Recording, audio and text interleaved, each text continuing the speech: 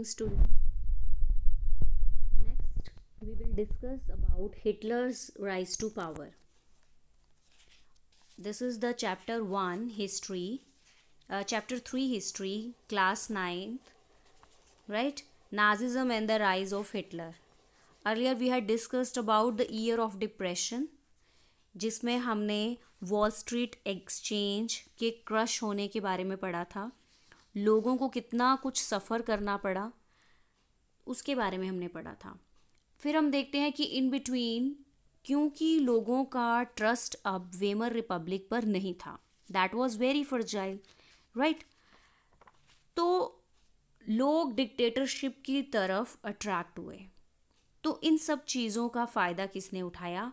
Hitler ने उठाया, right. तो अब हम देखेंगे कि वो कैसे पावर में आए.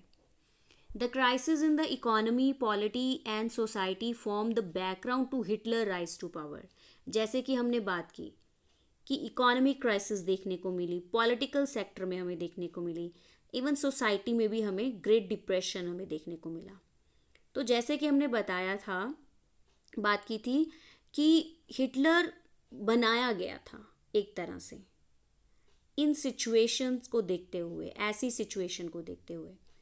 सो born in 1889 in Austria, Hitler spent his youth in poverty. तो बहुत गरीबी का पीरियड उसने देखा. उसने अपनी जो यूथ था वो पूरा पॉवर्टी में ही बिताया. He was born in 1889, Austria में पैदा हुए थे. तो ऑस्ट्रिया जो कि जर्मनी की बाउंड्री के साथ ही लगती हुई कंट्री थी. तो नाउ द थिंग इज़ कि उनका जर्मनी के लिए इंटरेस्ट क्यों था, राइट. क्योंकि दैट टाइम जो बॉर्डर कंट्रीज़ होती थी या जो बॉर्डर लाइन के पास होती थी, तो उनके आपस में अच्छे रिलेशन होने की वजह से उनके सेंटिमेंट्स मिलते जुलते थे, right. So when the first world war broke out, he enrolled for the army. तो जब फर्स्ट वर्ल्ड वॉर चल रहा था, जब हुआ, तो उन्होंने आर्मी में वो गए and acted there as a messenger in the front, became a corporal and earned medal for bravery. तो दैट टाइम जब वो आर्मी में गए तो वो एक मैसेंजर का काम करते थे, मैसेजेस इधर से उधर पहुंचाने का काम करते थे, right. After that he became a corporal. Corporal क्या होता है? एक आर्मी में लो लेवल को बोलते हैं, राइट. तो फिर थोड़ा सा उनका मैसेंजर से वो कॉर्पोरल बने, अपग्रेशन हुई और उन्होंने बहुत सारे मेडल्स भी जीते. The German defeat horrified him and Versailles treaty made him furious. तो अब जर्मनी की you know very well first world war में हार हुई थी और ऊपर से जो वर्साइल ट्रीटी थी that was very harsh, right. तो he was very angry with that. And in 1919 he joined a small group called the German Workers' Party, and he subsequently took over the organization and renamed it in the National Socialist German Workers' Party. 1919 में वो एक small group को join करते हैं जिनका नाम होता है जर्मन वर्कर्स पार्टी. बाद में क्या लेते हैं ये एक और इसको फिर बाद में वो टुक ओवर कर लेते हैं, राइट. अपने हाथ में ले लेते हैं और उसका नेम चेंज करके रखते हैं national socialist German workers party, जिसको हम बाद में नाजी पार्टी के नाम से भी जानते हैं, right. Coming to the next paragraph. In 1923 Hitler plan to seize control of Bavaria, march to Berlin and capture power. अब होता क्या है, 1923 का पीरियड था. तो उन्होंने एक प्लानिंग की हिटलर ने कि किस तरीके से खुद को पावर में लाना है, राइट. तो उसने सोचा कि पहले मैं बावेरिया पे कंट्रोल करूँगा और उसके बाद मैं बर्लिन की तरफ बढ़ूँगा और फिर उसके बाद पावर में आने की कोशिश करूँगा. तो इस तरह की प्लानिंग कर ही रहे होते हैं और इस प्लानिंग को अंजाम दे ही रहे होते हैं.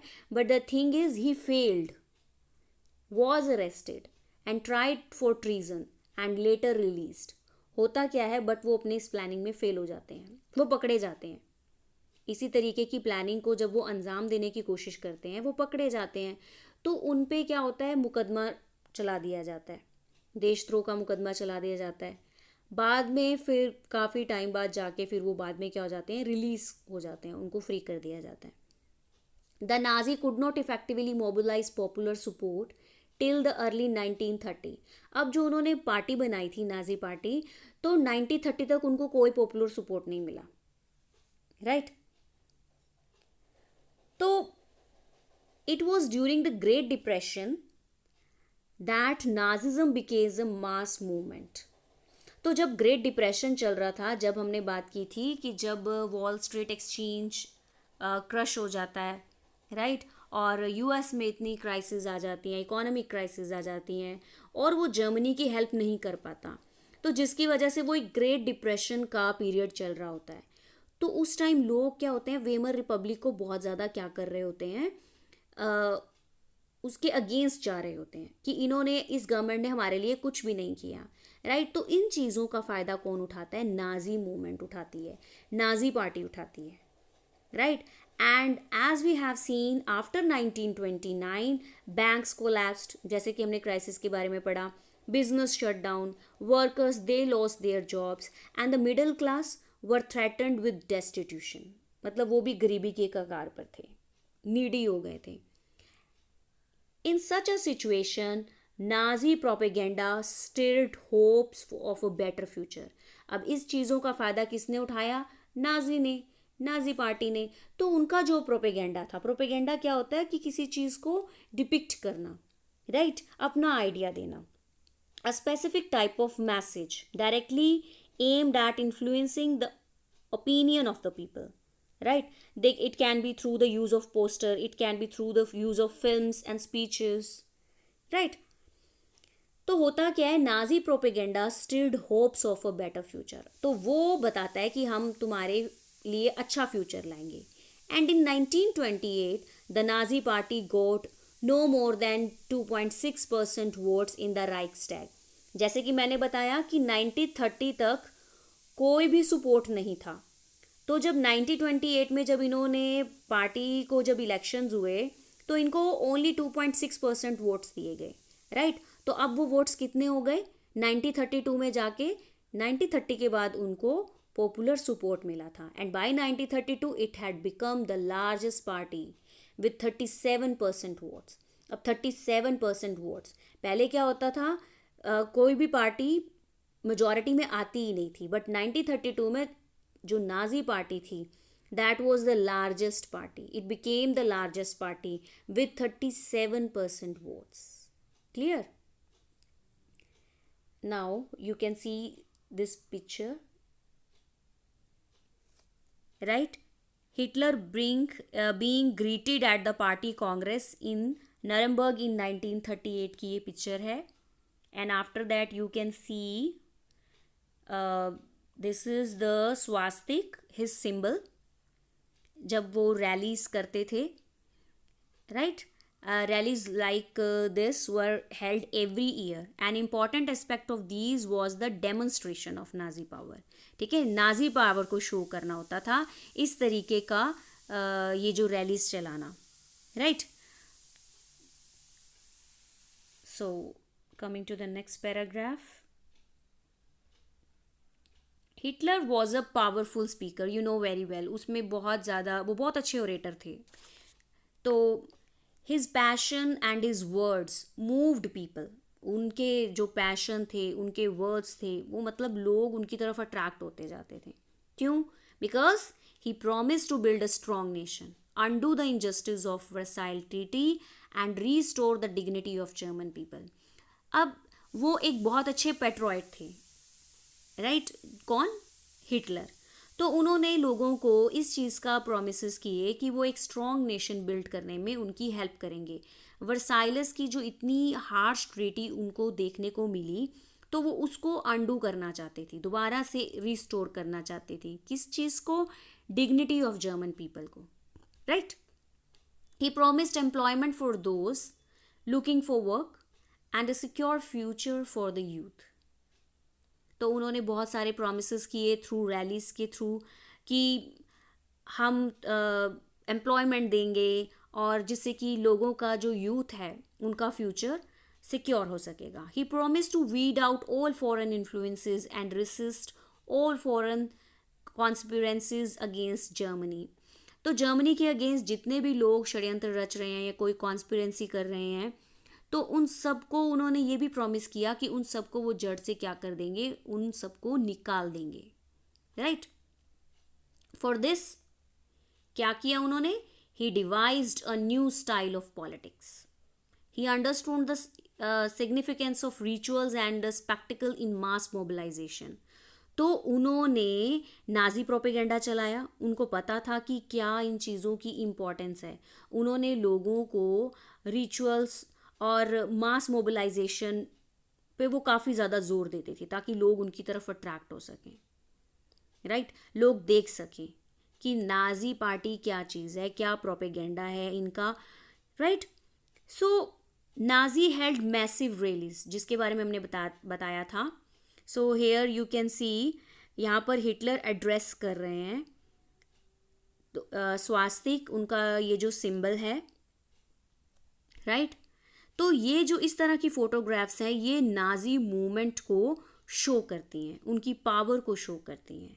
Right. He held rallies and public meeting to demonstrate the power for Hitler and instill a sense of unity among people. तो हिटलर अपनी पावर को शो करता था. राइट. और लोगों के बीच में यूनिटी क्रिएट हो सके, इस तरीके से वो लोगों को इकट्ठा करते थे. तो उनके कुछ सिंबल्स थे. The red banners with the swastika you can see on this page, and the Nazi salute, and the ritualised rounds of applause after the speeches were all parts of this spectacle of powers. ये सारी उनकी power को show करती हैं. Red banner जो अभी हमने थोड़ी देर पहले देखा. राइट. किस तरीके से सोल्यूट करते थे, उस चीज़ को देखा. राइट. तो ये सारी चीज़ें उनकी पावर को क्या करती थी, शो करती थी. किसकी? हिटलर की. Coming to the next page. Nazi propaganda skilfully projected Hitler as a messiah. अब लोग उनको मसीहा मानने लगे, अ सेवियर मानने लगे, as someone who had arrived to deliver people from their distress. कि एक ऐसा मसीहा जो उनकी प्रॉब्लम से उनको क्या करेगा, छुटकारा दिलाएगा. राइट.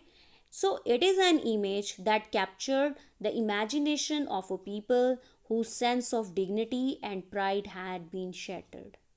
अब जिन लोगों की डिग्निटी और प्राइड बिल्कुल बुरी तरह से टूट चुका था, and who were living in a time of acute economic and political crisis, और जो लोग उस इकोनॉमिक और पॉलिटिकल क्राइसिस से लोग जो जूझ रहे थे, तो उन सब को किसने बाहर निकालने के लिए प्रॉमिस किया? हिटलर ने. So all these pictures which you have seen above, right, shows that the power of Hitler, and he promised to the people, and he also helped them. Right. So इसका conclusion हम क्या निकालते हैं कि therefore the crisis in the economy, polity and the society formed the background to Hitler's rise to power. Right. तो ये सारी चीज़ें एक बैकग्राउंड देती हैं जिससे कि हिटलर क्या आता है, पावर में आता है. आई होप ये आपको पार्ट क्लियर हो गया होगा.